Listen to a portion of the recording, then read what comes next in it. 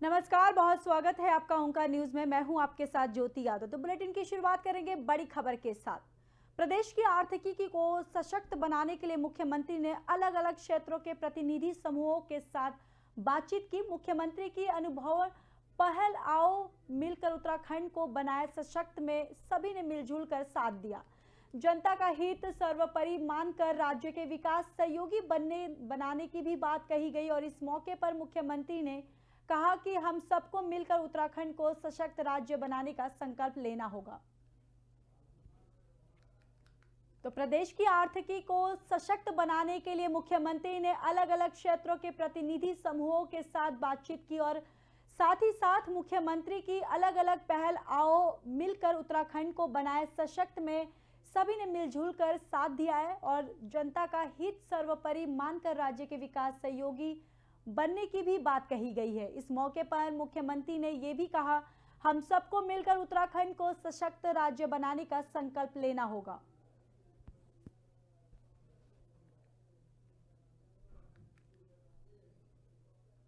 तो वहीं उत्तराखंड विधानसभा का बजट सत्र गैरसैंण में 13 मार्च से शुरू होने जा रहा है। जहां एक तरफ राज्य सरकार बजट सत्र को ऐतिहासिक बनाने की कोशिश में लगी है, तो वहीं दूसरी तरफ विपक्ष भी सत्ता पक्ष को घेरने की तैयारी कर रहा है। पूर्व नेता प्रतिपक्ष और विधायक चक्राता प्रीतम सिंह का कहना है कि बजट सत्र में सरकार को घेरने के लिए विपक्ष के मुद्दों की कमी नहीं है। अंकिता भंडारी हत्याकांड की सीबीआई जांच और प्रदेश की ध्वस्त कानून व्यवस्था के साथ साथ प्रदेश में बेतहाशा बढ़ती बेरोजगारी, भर्ती परीक्षाओं में हो रही नकल, बढ़ती महंगाई, ठप होती अर्थव्यवस्था, अवरुद्ध विकास कार्य, लोकायुक्त की नियुक्ति पर गैरसैंण पर दोहरा चरित्र सहित उनके अनेक मुद्दे हैं। वहीं आपको बताते चले कि समावेशी बजट तैयार करने के लिए युवाओं, महिलाओं, उद्यमियों और नए उभरते युवा उद्यमियों से प्रतिक्रिया भी मांगी जा रही है। इससे पहले 4 मार्च से सरकारी अधिकारियों ने जानकारी दी थी कि विधानसभा के बजट सत्र के दौरान मुख्यमंत्री पुष्कर सिंह धामी की अध्यक्षता में राज्य मंत्रिमंडल की बैठक गैरसैंण में होगी और इस बीच विपक्षी दल कांग्रेस ने विधानसभा का घेराव करने और भर्ती घोटाले, अंकिता हत्याकांड और अडानी मामले का विरोध करने की भी घोषणा कर दी है। वहीं प्रदेश अध्यक्ष करण मेहरा ने कहा कि युवाओं, महिला और मजदूर वर्ग सरकार के खिलाफ आंदोलन कर रहे हैं, इसीलिए सरकार को जगाने के लिए कांग्रेस बजट सत्र के पहले ही दिन गैरसैंण में विधानसभा का घेराव और प्रदर्शन करेगी और घेराव और प्रदर्शन के दौरान पार्टी के सभी प्रमुख नेता और सभी विधायक भी मौजूद रहेंगे।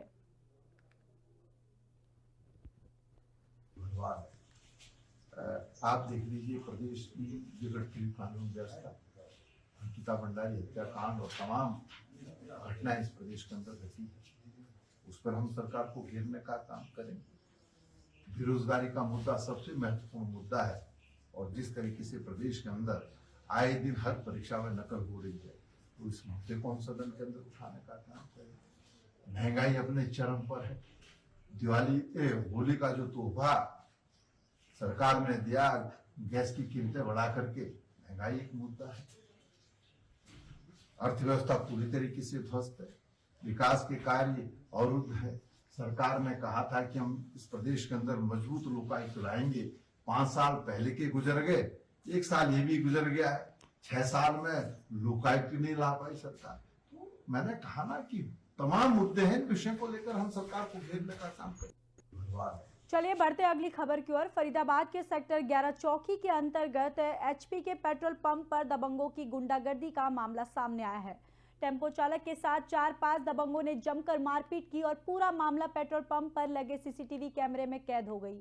वहीं पुलिस को शिकायत देने के बावजूद भी अभी तक इस पूरे मामले पर कार्रवाई नहीं की गई है और वहीं पीड़ित परिवार का आरोप है कि पुलिस लगातार इस मामले पर लापरवाही बरत रही है।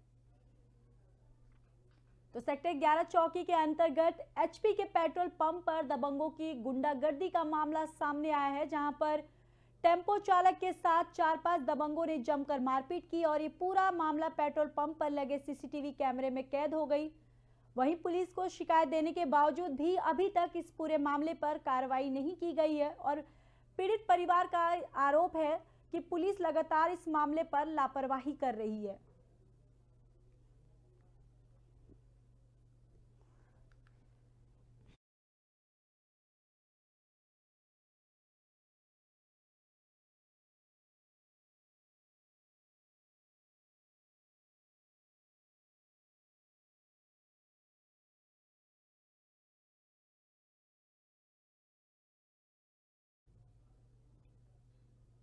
तो वहीं उत्तर प्रदेश के पूर्व सपा नेता और पूर्व सांसद डीपी यादव ने एक बार फिर से जातीय जनगणना की मांग दोहराई है। उन्होंने कहा कि जातीय जनगणना आम लोगों का संवैधानिक अधिकार है। सरकार को चाहिए कि जनता का यह बताए कि समाज में किस जाति की कितनी भागीदारी है, ताकि सरकारी योजनाओं में इसका फायदा पहुंच सके।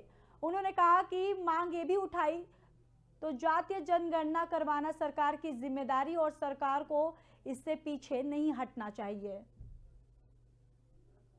तो पूर्व सांसद डीपी यादव ने एक बार फिर से जातीय जनगणना की मांग दोहराई है। उन्होंने कहा कि जातीय जनगणना आम लोगों का संवैधानिक अधिकार है, ताकि सरकार को चाहिए कि जनता को ये बताए कि समाज में किस जाति की कितनी भागीदारी और ताकि सरकारी योजनाओं में इसका फायदा पहुंच सके। साथ ही साथ उन्होंने ये भी मांग उठाई तो जातीय जनगणना करवाना सरकार की जिम्मेदारी और सरकार को इससे पीछे नहीं हटना चाहिए।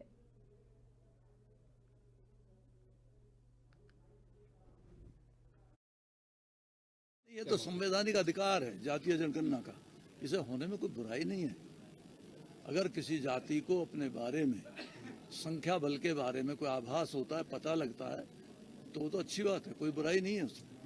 तो जातीय जनगणना हो जानी चाहिए, उसमें कहाँ बुराई की बात। लेकिन राजनीतिक पार्टियां तो ये कह रही, सत्ताधारी पार्टी की ये केंद्रीय सूची का विषय है, जबकि कई राज्यों में राज्य सरकार चाहे तो सूची का विषय किसी का हो, लेकिन संवैधानिक तौर तरीकों से ही देश और प्रदेश चलते हैं। और संविधान में जातीय जनगणना का नाम निहित है, लिखा है। उस गणना से होने से किसी का भी कोई नुकसान नहीं है, ना केंद्रीय सरकार का, ना प्रदेश सरकार का। ये तो एसटीएफ वरिष्ठ पुलिस अधीक्षक आयुष अग्रवाल ने पत्रकारों को संबोधित करते हुए कहा कि एक संगठित गिरोह द्वारा भारतीय युवा खेल परिषद में फिजिकल एजुकेशन टीचर, भारतीय रेलवे, इनकम टैक्स और विभागों में सरकारी नौकरी के पदों के लिए ऑनलाइन आवेदन मांगे जा रहे हैं और भर्ती कराने के एवज में फर्जी भर्ती सेंटरों में ट्रेनिंग देकर मोटी रकम वसूली करने वाले गिरोह का पर्दाफाश भी किया जा रहा है। एसटीएफ को इसकी सूचना मिली तो इस संबंध में एसटीएफ द्वारा जांच की तो पाया गया कि भारतीय युवा खेल परिषद नाम से एक वेबसाइट बनी हुई है। इसकी पूरी जांच करने के बाद इसमें दोषी को गिरफ्तार भी कर लिया गया है। तो भारतीय युवा खेल परिषद में फिजिकल एजुकेशन टीचर, भारतीय रेलवे, इनकम टैक्स और विभागों में सरकारी नौकरी के पदों के लिए ऑनलाइन आवेदन मांगे जा रहे हैं और भर्ती कराने के एवज में भर्ती सेंटरों में ट्रेनिंग देकर मोटी रकम वसूली करने वाले गिरोह का पर्दाफाश हुआ है। और जब एसटीएफ ने इसकी सूचना दी तो इस संबंध में एसटीएफ द्वारा जांच पाए गए हैं कि भारतीय युवा खेल परिषद नाम से एक वेबसाइट बनी हुई है। इसकी पूरी जांच करने के बाद इसमें दोषी को भी गिरफ्तार कर लिया गया है।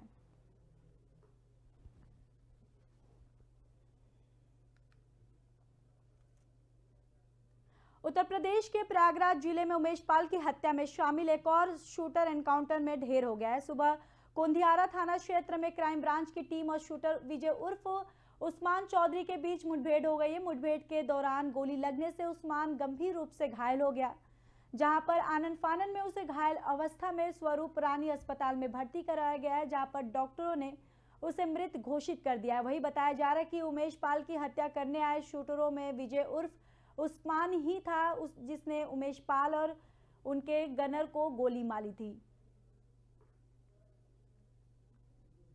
तो बता दें कि उमेश पाल हत्याकांड में जो शूटर था उसका एनकाउंटर में वो ढेर हो गया है और कोंधियारा थाना क्षेत्र में क्राइम ब्रांच की टीम और शूटर विजय उर्फ उस्मान चौधरी के बीच ये मुठभेड़ हुई थी, जहां पर मुठभेड़ के दौरान गोली लगने से उस्मान गंभीर रूप से घायल हो गया है, जिसके बाद आनन फानन में उसे घायल अवस्था में स्वरूप रानी अस्पताल में भर्ती करवाया गया, जहां डॉक्टरों ने उसे मृत घोषित कर दिया है। और वहीं ये भी बताया जा रहा है कि उमेश पाल की हत्या करने आए शूटरों में विजय उर्फ उस्मान ही था, जिसने उमेश पाल और उनके नगर को पहली बार गोली मारी थी।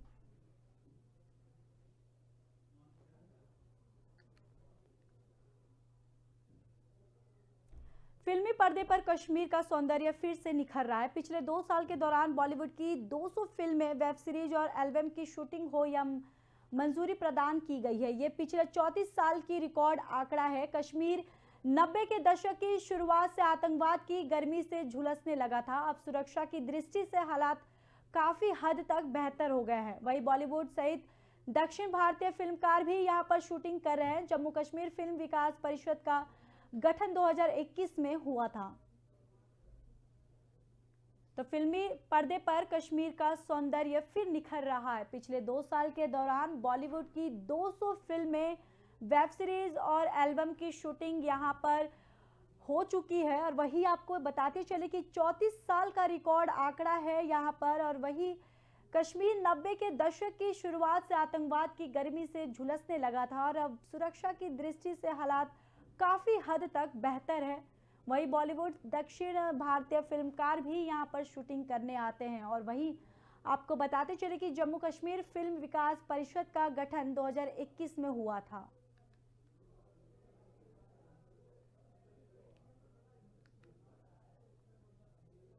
अमिताभ बच्चन हैदराबाद में शूटिंग के दौरान घायल हो गए हैं। उन्होंने अपने ब्लॉग पर इस बात की जानकारी दी है। अमिताभ अभी मुंबई में अपने घर पर आराम कर रहे हैं। और वहीं अमिताभ बच्चन प्रभास की फिल्म प्रोजेक्ट के की शूटिंग कर रहे थे। एक्शन सीन के दौरान उनकी पसलियों में चोट आई, जहां पर उन्हें हैदराबाद में चेकअप के बाद अमिताभ को मुंबई भेजा गया है। अमिताभ बच्चन ने अपने ब्लॉग में लिखा कि रिब केज में मांसपेशी कट गई है और वही शूटिंग को रद्द भी कर दिया गया है। अमिताभ बच्चन हैदराबाद में शूटिंग के दौरान घायल हो गए हैं। उन्होंने अपने ब्लॉग पर इसकी जानकारी दी है और साथ ही साथ अमिताभ अभी मुंबई में अपने घर पर आराम कर रहे हैं। अमिताभ बच्चन प्रभास की फिल्म प्रोजेक्ट के की शूटिंग कर रहे थे, जहां पर एक एक्शन सीन के दौरान उनकी पसलियों में चोट आई, जहां पर हैदराबाद में चेकअप के बाद अमिताभ को मुंबई भेजा गया। और अमिताभ बच्चन ने अपने ब्लॉग में लिखा कि रिब केज में मांसपेशी फट गई है, जिसके बाद शूटिंग को रद्द भी कर दिया गया है।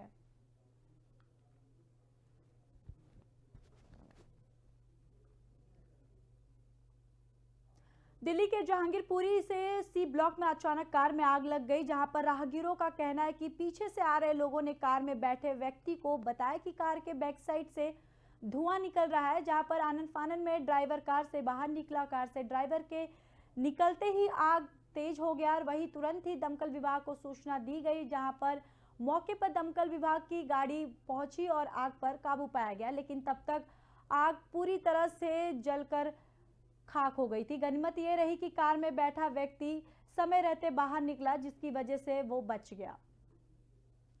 तो जहांगीरपुरी के सी ब्लॉक में अचानक कार में आग लग गई, जहां पर राहगीरों का कहना है कि पीछे से आ रहे लोगों ने कार में बैठे व्यक्ति को बताया कि कार के बैक साइड से धुआं निकल रहा है, जिसके बाद आनन फानन में ड्राइवर कार से बाहर निकला। कार के से ड्राइवर के निकलते ही आग का तेज हो गया, जिसके बाद तुरंत ही दमकल विभाग को सूचना दी गई और जिसके बाद दमकल विभाग की एक गाड़ी मौके पर पहुंची और आग पर काबू पाया गया। लेकिन तब तक आग पूरी तरीके से जलकर खाक हो गई थी। और अब गनीमत ये रही कि कार में बैठा व्यक्ति समय रहते बाहर निकल गया, जिसकी वजह से व्यक्ति बच गया है।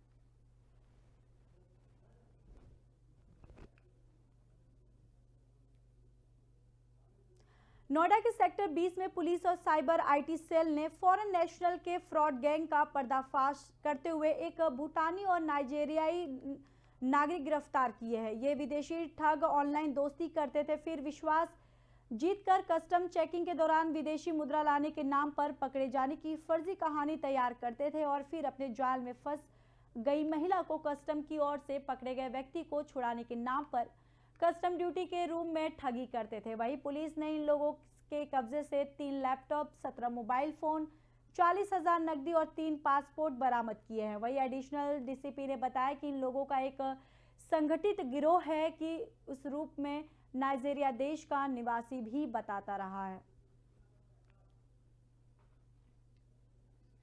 तो सेक्टर 20 में पुलिस और साइबर आईटी सेल ने फॉरेन नेशनल के फ्रॉड गैंग का पर्दाफाश करते हुए एक भूटानी और 5 नाइजीरियाई नागरिक गिरफ्तार किए हैं। ये विदेशी ठग ऑनलाइन दोस्ती करते थे, फिर विश्वास जीतकर कस्टम चेकिंग के दौरान विदेशी मुद्रा लाने के नाम पर पकड़े जाने की फर्जी कहानी तैयार करते थे और फिर अपने जाल में फंस गई महिला को कस्टम की ओर से पकड़े गए व्यक्ति को छुड़ाने के नाम पर कस्टम ड्यूटी के रूप में ठगी करते थे।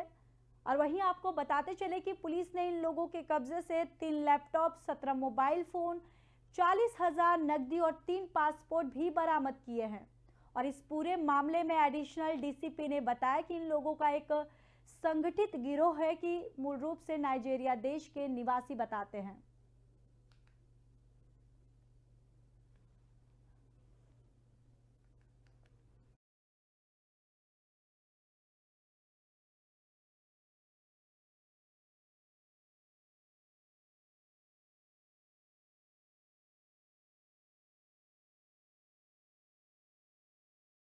आज 6 आरोपी पकड़े गए हैं, जिसमें से 5 नाइजीरिया के हैं और एक लेडी भूटान से है। ये लोग लड़कियों को कन्विंस करके कि वो विदेश में रहते हैं और अच्छा पैसा कमाते हैं, और उसके बाद भारत देश में जब आए हैं तो काफी कैश लेके आए हैं, ऐसा क्लेम करते थे। और क्योंकि काफी कैश लेके आए हैं तो उनको कस्टम अथॉरिटीज ने रोका बाहर, और उस पैसे को छुड़ाने के लिए ये लोग इंडियन रुपी में कैश की डिमांड करते थे। जो भूटानी लड़की है वो कस्टम ऑफिसर बन के यहाँ की लड़कियों से हिंदी में बात करती थी और उन्हें कन्विंस करती थी कि आप पैसे दें तो ये जो अमाउंट कैश लाए हैं, जो यूरोज में होता था आमतौर पे, उसको फ्री हो सकेगा। तो आमतौर पे इस पे 50 से 60 हजार रुपए एक व्यक्ति से लेते थे लोग। आज 6 आरोपी पकड़े गए हैं, जिसमें से 5। तो फिलहाल खबरों में इतना ही। बाकी खबरों के लिए देखते रहिए ओंकार न्यूज।